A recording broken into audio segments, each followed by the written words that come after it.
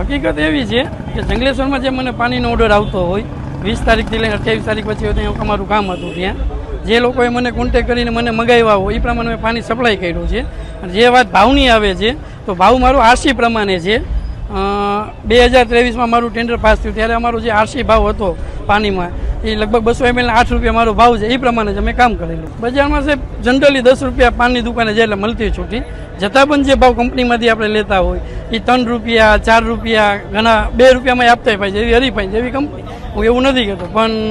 અમે જે લઈ જઈ વસ્તુ ત્યાંથી અમે ગાડી ભરી જગ્યા ઉપર મૂકી ત્યાંથી એ લોકોને સર્વિસ આપી એ સર્વિસ સાથેનો પ્લસ જીએસટી સાથેનો મારો ભાવ 8 રૂપિયા હોય છે હું અલગ અલગ જગ્યાએ રાજકોટમાં પાણી એ ઘણી મારી છોકરો મારે કંપનીનું નામ પૂછવા પડે એવું હા એટલે મારો કોન્ટ્રાક્ટ પતી ગયો હતો પણ ટેન્ડરના નિયમ પ્રમાણે એમાં લખેલું હોય છે જ્યાં સુધી નવી કંપની ન ઈ જાય નવું ટેન્ડર ન બને ત્યાં સુધી ફરજિયાત તમારે સર્વિસ દેવી પડે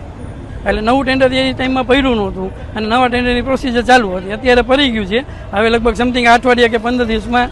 ફેરફાર આવશે જે કંઈ અમારા વિભાગમાં ગોટાળા થયા નથી મને જે એવું એનું કારણ કે હું કોર્પોરેશનમાં છેલ્લા લગભગ 4 વર્ષથી છું પણ એવી કોઈ વસ્તુ નથી કે એમાં ગોટાળા થયા હોય જનરલી એજન્સીનું શોષણ થાય છે હું કહું છું તમારી મીડિયા સર અમારું શોષણ થાય છે અમારા બિલ પેન્ડિંગ ઘણા બધા છે કમિશનરો ફરી જાય બિલ લઈ જાય એમને એમ આ તમે જેમ કીધું એમ તાત્કાલિક બિલ ના ગયું હોય કોઈ સાહેબ રજા ઉપર સહી ન થઈ હોય ત્યારે કોઈ બીજી વસ્તુથી પહેલાં તો અમારું થાય અમારા બિલ નથી ઘણા પણ બાકી અમારી પાસે લિસ્ટ પણ છે પણ અંદર ખોટું થાય એવું હજી સુધી અમે જોયું નથી ને થયું નથી